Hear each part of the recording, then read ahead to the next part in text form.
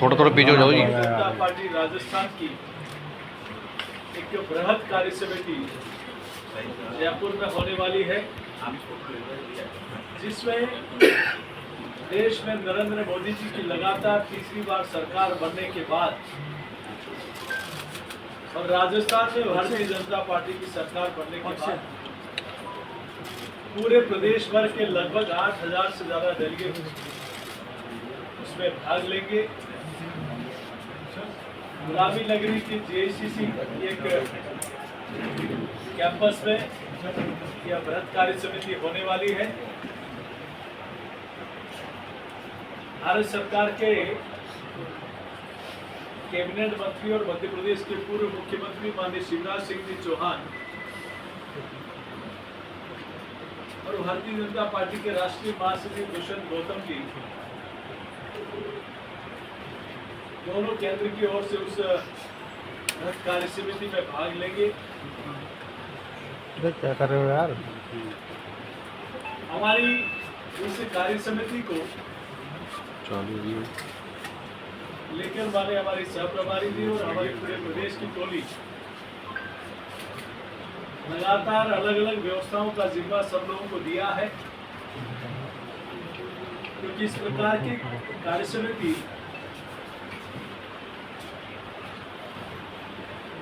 इतनी बड़ी संख्या में हमारे जनप्रतिनिधि और हमारे दायित्ववान कार्यकर्ता भाग लेने वाले हैं, तो उसकी ऐतिहासिक सफलता के लिए अलग अलग व्यवस्थाओं के लिए हमारी टोलियां लगी है।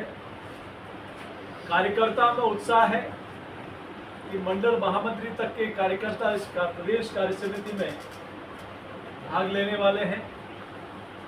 इसमें हमारे जनप्रतिनिधि, नगर निकाय, पंचायत राज, कोऑपरेटिव सेक्टर, पार्टी के सांसद, विधायक, पूर्व सांसद, विधायक से लेकर मंडल स्तर तक के कार्यकर्ता भाग लेंगे।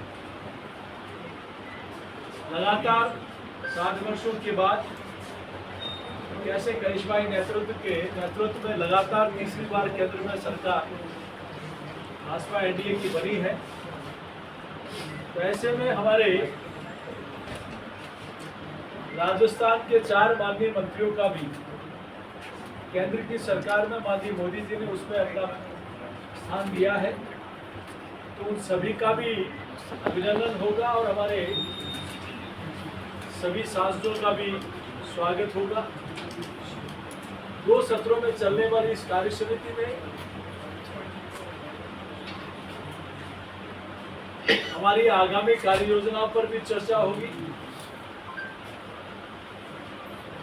13 तारीख को एक कार्य समिति, एक ऐतिहासिक कार्य समिति होगी, इसके लिए पूरी टोली लगी है। और कल के बजट में प्रदेश के यशस्वी मुख्यमंत्री माननीय भजनलाल जी शर्मा को पूरे प्रदेश की जनता की ओर से उनका अभिनंदन करता हूं कि जब उप मुख्यमंत्री माननीय दिया कुमारी जी ने बजट का वाचन शुरू किया तो पूरे प्रदेश की जनता तो उनका अभिनंदन कर ही रही है। सत्ताधारी पार्टी के माननीय विधायक भी मेज सप्तपाकर इस बजट का अभिनंदन कर रहे थे। इससे स्पष्ट लगता है कि बजट विकसित राजस्थान, सशक्त राजस्थान, समृद्ध राजस्थान, स्वस्थ राजस्थान, अग्रणी राजस्थान की एक आधारशिला माननीय मुख्यमंत्री जी के नेतृत्व में कर रखी गई बजट के लिए। और मैं सोचता हूं ये समग्र और चहुमुखी विकास, सर्वांगीण विकास का एक आधार बनेगा, जिसमें युवा, महिला, किसान, गरीब, दलित, आदिवासी, पर्यटन, रोजगार, धार्मिक स्थल, मेट्रो, सड़क, स्कूल, महाविद्यालय, चिकित्सालय, हर सेक्टर को समाहित करते हुए और आने वाला हमारा राजस्थान, विकसित राजस्थान, इस ध्येय को लेकर इस समग्र बजट की परिकल्पना की गई। आप लोगों के माध्यम से ही ध्यान में आ रहा है कि किस प्रकार से पूरे प्रदेश में इस बजट के प्रति लोगों के भाव आ रहे हैं। हम देखें तो इरिगेशन से लेकर हर घर तक पीने का शुद्ध पानी पहुंचे, सिंचाई का पानी खेतों तक पहुंचे, इसके लिए 25 लाख जल से कनेक्शन हो, इसके लिए 15,000 करोड़ रुपए का प्रावधान इस बजट में किया गया। और मैं सोचता हूँ ये सबसे बड़ी समस्या है कि हर घर तक पीने का शुद्ध पानी पहुंचे। इसके लिए सरकार ने व्यापक योजना इस बजट में उसका प्रावधान किया है और 20,300 करोड़ की 6 वृहद पेयजल योजनाओं का प्रावधान इसमें लिया है, जो अर्बन और रूरल सेक्टर दोनों के लिए एक वरदान साबित होगी। विद्युत के क्षेत्र में पिछली सरकार ने पूरे राजस्थान को बिजली खरीद हो चाहे कोयला खरीद हो, सिर्फ घोटाला और घोटाले के अलावा कोई काम नहीं। अगर उस समय आत्मनिर्भर राजस्थान बिजली में होगा, इस दिशा में अगर कुछ कदम उठाए जाते तो राजस्थान आज किस दिशा में होता, कहाँ होता। लेकिन कहाँ अपना स्वार्थ सिद्ध हो, इस दिशा में योजनाएं बनी, उस दिशा में खरीद हुई। लेकिन मैं मुख्यमंत्री जी का धन्यवाद अर्पित करता हूं, उन्होंने इस कालखंड में आने वाले कुछ समय में राजस्थान बिजली खरीद पर आत्मनिर्भर बने, किसानों को निर्बाध विद्युत आपूर्ति हो, इस दिशा में एमओयू हुआ है। और वो धरातल पे आने के बाद राजस्थान के जो बिजली संकट की समस्या जो हर समय रहती थी, उससे समाधान मिलेगा। आदर्श सौर ग्राम योजना के माध्यम से 2 लाख से ज्यादा घरों में बिजली के कनेक्शन दिए जाएंगे। 53,000 किलोमीटर ग्रामीण सड़कें बने, इसके लिए 60,000 करोड़ रुपए का प्रोविजन इसमें किया गया है। 9,000 करोड़ की लागत से राज्य राजमार्ग, स्टेट हाईवे, उसमें आरओबी और आरयूबी उनका प्रोविजन भी लिया गया है, ताकि सड़क पर ट्रैफिक में कोई गतिरोध नहीं बने। 3750 किलोमीटर के ग्रीनफील्ड हाईवेज बनेंगे। अर्बन डेवलपमेंट के लिए 500 करोड़ रुपए की doctor Shyama Prasad rural urban mission जिला उत्थान योजना, जिसमें कचरा प्रबंधन भी होगा, तो उसमें सीवरेज की समस्या का समाधान भी होगा। बसों की संख्या में बढ़ोतरी, ताकि हमारा शहरी और ग्रामीण ट्रांसपोर्ट है, जो आम गांव का किसान है, गरीब है, वो व्यक्ति को बसों के माध्यम से सुलभ यातायात मुहैया हो पाए। तो शहरी लोगों के लिए मेट्रो की सुविधा का विस्तार हो। ये दोनों ही कामों का संगम इस बजट में किया गया है। राजस्थान औद्योगिक क्षेत्र से आगे बढ़े, जहां उद्योग होगा वहां रोजगार भी होगा, डायरेक्ट इनडायरेक्ट एम्प्लॉयमेंट मिलेगा। तो इस दिशा में इंडस्ट्री पॉलिसी, टेक्सटाइल पॉलिसी, निर्यात संवर्धन पॉलिसी, एमएसएमई सेक्टर के लिए अलग से पॉलिसी, 1 डिस्ट्रिक्ट 1 प्रोडक्ट, इसके लिए अलग से policy, petrol zone, defence manufacturing hub बनाने के लिए, जिस प्रकार से यूपी और तमिलनाडु में डिफेंस हब बनते जा रहे हैं मैन्युफैक्चरिंग के, वैसे ही माननीय मुख्यमंत्री जी ने इस दिशा में अपने बजट का प्रोविजन किया। और एमएसएमई सेक्टर ऐसा सेक्टर है जिसके माध्यम से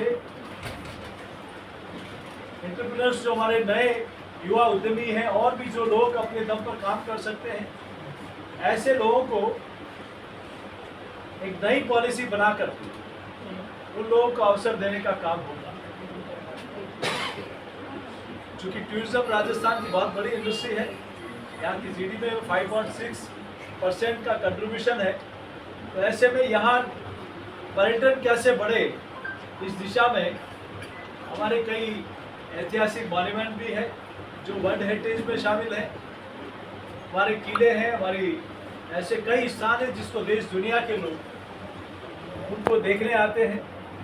और टूरिज्म कैसे बढ़े, कैसे लोगों का फुटफॉल बढ़े, ऐसे मैं इस दिशा में पर्यटन बोर्ड और पर्यटन विस्तार के लिए बहुत बड़ा एक कदम इस बजट में उठाया गया।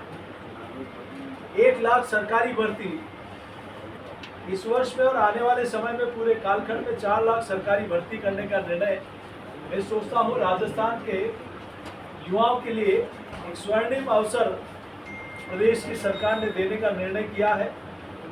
स्टार्टअप्स को बढ़ाना, इस दिशा में कई प्रोविजन किए गए। लखपति दीदी बनाना, हमारे स्वयं सहायता समूह के माध्यम से हम कल्पना नहीं कर सकते कि किसी एक सामान्य परिवार में एक महिला न सिर्फ अपना रोजगार ले पाएगी बल्कि अपने माध्यम से अनेक महिलाओं को रोजगार देने का माध्यम भी बनेगी। ऐसे में 15 लाख लखपति दीदी बनाना राजस्थान के इतिहास में मातृशक्ति को सशक्त करने का इससे बड़ा एग्जाम्पल नहीं हो सकता। नमो ड्रोन दीदी, हमारी माताएं बहनें स्वयं ड्रोन के माध्यम से फर्टिलाइजर हो, बाकी अन्य व्यवस्थाएं हो, कैसे संपादित करें, इस दिशा में 1000 ड्रोन नमो ड्रोन दीदी को वहाँ समायोजन करना। आंगनबाड़ी केंद्रों पर सप्ताह में 3 दिन दूध देने का निर्णय भी इस बजट में लिया गया है। मिनिमम इंटरेस्ट में लोन देना, और मैं सोचता हूँ इसके माध्यम से बड़ी संख्या में हमारे लोगों को इसका लाभ मिलेगा। डिविजन्स, हमारे संभाग मुख्यालय पे बालिका सैनिक स्कूल खोलना, पहली बार आज़ादी के बाद नरेंद्र मोदी जी की सरकार ने सैनिक स्कूलों में हमारी बहनों को एडमिशन का निर्णय किया था और ये हर संभाग में इस प्रकार के स्कूल खोलने से बहुत हमारी बहनों के लिए बहुत बड़ा कदम है। कामकाजी महिलाओं के लिए हॉस्टल और पीजी की सुविधा देना, हर सैनिक बलों में बालिका शामिल हो, इसके लिए सैनिक स्कूल खोलना, मैं सोचता हूँ बहुत बड़ा इस प्रकार का कदम है। बरसाती पानी के संरक्षण के लिए 30,000 करोड़ रुपए की परियोजना। हम लोग कहते हैं कि बहता हुआ पानी रेंगे और रेंगता पानी को रोके, इस दिशा में ये जो संरक्षण की योजना है निश्चित रूप से राजस्थान में जो पानी का संकट आता है उसको रोकने के लिए बहुत बड़ा काम करेगा। अन्नदाता के लिए राजस्थान एग्रीकल्चर वाटर मिशन के तहत 50,000 करोड़ के काम होंगे। और एग्रीकल्चर सेक्टर में मैं बताऊं, कल परसों का बजट अपने आप में 1,45,000 से ज़्यादा बिजली के कनेक्शन के साथ राजस्थान कृषि विकास योजना शुरू करना हो, किसानों के यंत्रों में खरीद पर सब्सिडी देना हो, ERCP की वर्क ऑर्डर देना हो। पहले तो न तो मध्य प्रदेश से समझौता था, न MOU था, न कुछ था, और राजस्थान की सरकार अपने स्तर पर निर्णय कर रही थी, जनता को गुमराह करने का काम कर रही थी। लेकिन प्रदेश के मुख्यमंत्री जी ने माननीय प्रधानमंत्री जी से मिलकर, मध्य प्रदेश के मुख्यमंत्री जी से मिलकर MOU किया, समझौता किया। अब इस योजना को धरातल पर लाने का काम शुरू हुआ है। यमुना जल समझौते में भी 577 MCM पानी हरियाणा से मिलेगा, जिसकी राजस्थान कभी कल्पना नहीं कर रहा था। कोई भी पॉलिटिकल पार्टी, कोई भी जनप्रतिनिधि ये नहीं सोच रहा था कि क्या ये समझौता भी होगा क्या, लेकिन उसको भी साकार करके दिखाया। हमारे SC ST BPL के किसानों के लिए स्मार्टफोन बनाने के लिए 1100 करोड़, जैविक कृषि, इसके लिए अल्पकालीन ब्याज मुफ्त ऋण दिया जाए, 23,000 करोड़ रुपए का प्रोविजन इसमें किया गया है, जिसमें 35 लाख किसानों को इससे लाभ मिलेगा। और दीर्घकालीन ऋण में 100 करोड़ रुपए 50 करोड़ से बढ़ाकर 100 करोड़ रुपया किया गया। 500 फार्मर्स प्रोड्यूसर ऑर्गेनाइजेशन FPO बनाए जाएंगे। मुख्यमंत्री पशुपालन विकास बोर्ड कोष का गठन होगा। मुख्यमंत्री मंगला पशु बीमा योजना का इसमें प्रोविजन किया गया है। तो मैं सोचता हूँ ये कुछ एक बुलेट पॉइंट मैंने आपके सामने रखे, लेकिन इसके अलावा भी, इसके इतर भी अनेक काम ऐसे हैं जो हमारे मॉन्यूमेंट के संरक्षण से लेकर और अलग अलग सेक्टर में माननीय मुख्यमंत्री जी ने इस बजट में उनका प्रोविजन किया है और माननीय उप मुख्यमंत्री जी ने अपने बजट भाषण में इसका प्रदेश की जनता को समर्पित किया है। तो मैं पूरे प्रदेश की ओर से राजस्थान के यशस्वी मुख्यमंत्री जी का, उनकी पूरी टीम का और सरकार का अभिनंदन करता हूँ। धन्यवाद। और आप सब लोगों को भी 13 हमारी जो कार्य समिति होने वाली है कल, आप सब लोगों का इस बजट में भी आप लोगों के माध्यम से इस बजट की प्रमुख बातें पूरे प्रदेश में आप लोगों ने पहुंचाई, इसके लिए मैं पार्टी की ओर से आपका अभिनंदन करता हूं। और 13 तारीख को होने वाली व्रत कार्य समिति में आप सभी आमंत्रित हैं। मेरी वजह से आप सबको आमंत्रण है। प्रदेश पार्टी की ओर से बहुत बहुत धन्यवाद। उन्होंने लिखा है कि हमारी सरकार ने मिशन 2030 के तहत राजस्थान को नंबर 1 बनाने का लक्ष्य रखा था, जबकि राजस्थान सरकार के द्वारा लाए गए बजट में शिक्षा, स्वास्थ्य और सामाजिक सुरक्षा से कोई सरोकार नहीं नजर आ रहा। मुझे लगता है कि वो एक ऐसी सरकार थी जो 4.5 वर्ष तक जिन दावों और उम्मीदों के दम पर प्रदेश में सत्ता में आए उन सबको भूल गए। इवन कोविड संकट में भी वो होटलों में आराम कर रहे थे। अंतिम 4-6 महीने में आप एक एग्जाम्पल दूंगा, आपको समझ में आएगा कि 500 रुपये में हम मुफ्त में सिलेंडर देंगे। वो अंतिम 5-6 महीने में निर्णय किया, उसके लिए कैंप लगाए, उसके लिए माता बहनों को गर्मी में लाइन में खड़ा रहना पड़ा। एक वो सरकार थी जो अंतिम 5 महीने में निर्णय करती है। एक ये सरकार है जो सरकार बनने के प्रथम 30 दिन में कहा कि हम 450 रुपये में माताओं बहनों को सिलेंडर देने का काम करेंगे। एक वो सरकार थी जिसने कहा हम किसानों का कर्जा माफ करेंगे, किसान आत्महत्या करते रहे। एक ये सरकार है जब हमने संकल्प पत्र में कहा कि हम 6000 मोदी सरकार दे रही है किसान सम्मान निधि की, 6000 राजस्थान की सरकार देगी।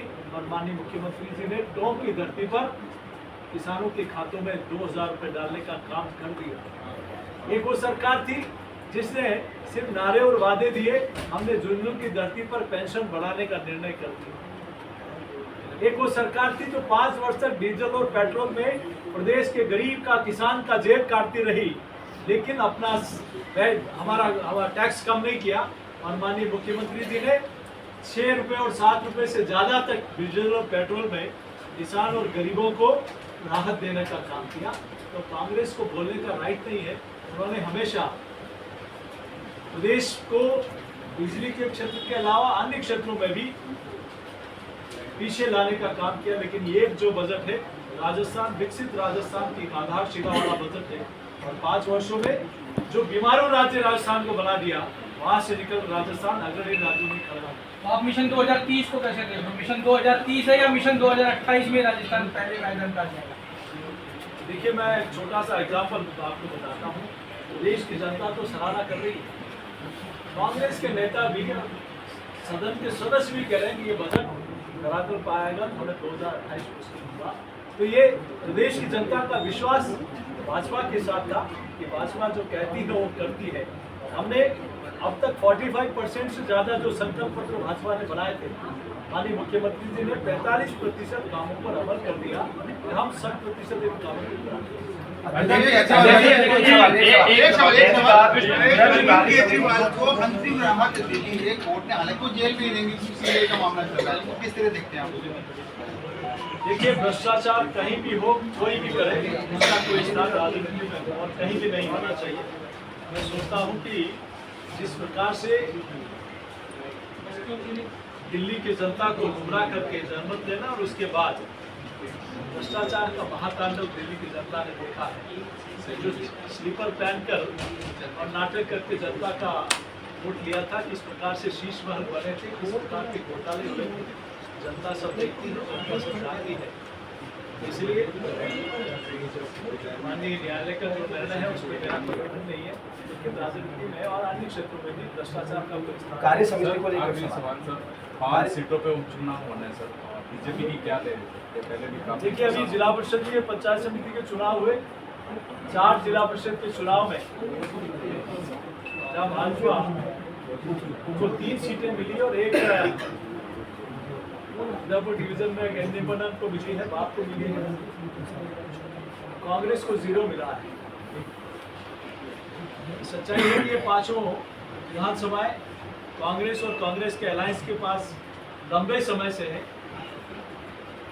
लेकिन परिणाम बहुत अच्छा है।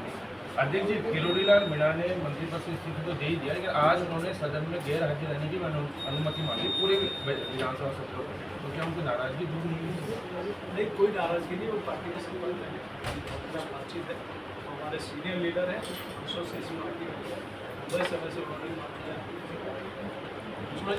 कल 4 लाख योजना देने की बात की गई है, पर एक स्थान 2 लाख, तो ये वादा किस तरीके से पूरा होगा? जुबेर खान ने आज एक बाइट दी है विधानसभा के बाद, उन्होंने कहा है कि 2 बच्चे वाला कानून है, अगर आप लाएंगे तो हम मानेंगे। हालांकि उन्होंने ये भी कोट किया है कि फालतू की बातें बनाई जा रही हैं। अगर आप इधर डी जिले में देखेंगे तो गुर्जर और मुसलमान बराबर पैदा हो रहे हैं, मतलब उनका है कि बच्चे बराबर कर रहे हैं। हम पर बेवजह आरोप लगाया जा रहा है कि हम ज़्यादा बच्चे पैदा कर रहे हैं। तो क्या ऐसा कहना चाह रहे हैं तो हिंदू मुस्लिम कर रहे हैं, तो क्या आप ये मानते हैं उनके बयान में दर्ज है कि आप अगर कानून लाओगे तो मानेंगे? यानी वो कहते हैं कि आप कानून नहीं ला रहे इसलिए नहीं मानेंगे। कानून है तो कानून के सबको मानना ही चाहिए। यही हमारा कॉन्स्टिट्यूशन है, यही हमारा संविधान है, और इसी की समझ में हम सब लोग काम करते हैं।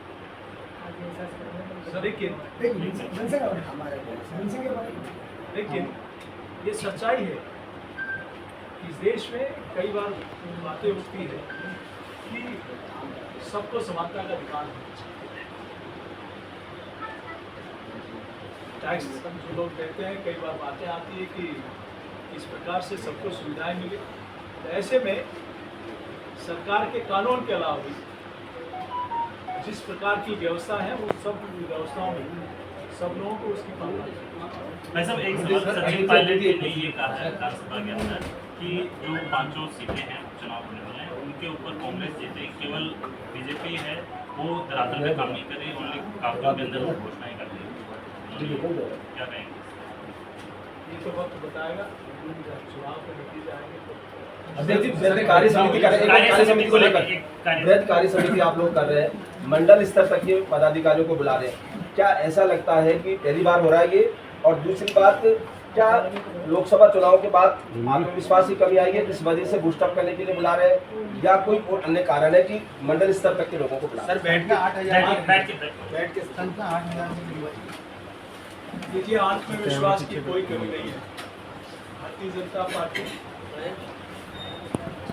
देश की सबसे बड़ी राजनीतिक पार्टी है, और जो बाकी सारी पॉलिटिकल पार्टियां हैं सबके मिलाकर भी लगभग 5-5 से। लेकिन जिन लोगों ने जनरल इलेक्शन में, आम चुनाव में लोगों को गुमराह किया था, भ्रम पैदा किया था, भ्रम अब निकल चुका है। जनता का विश्वास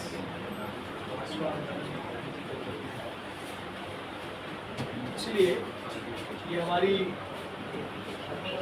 वृहद कार्य समिति लोकसभा में लगातार तीसरी बार आदरणीय नरेंद्र मोदी जी के नेतृत्व में सरकार बनी है।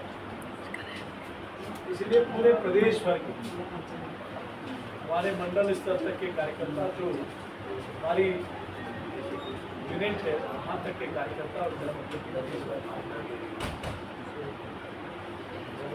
विश्वास की कमी तो कांग्रेस में है। जो बाबा साहब के समय से दलित समाज को आगे नहीं आने देने का काम करती आई है। मैं तो बजट के दरमियान में जब हाउस में गया था,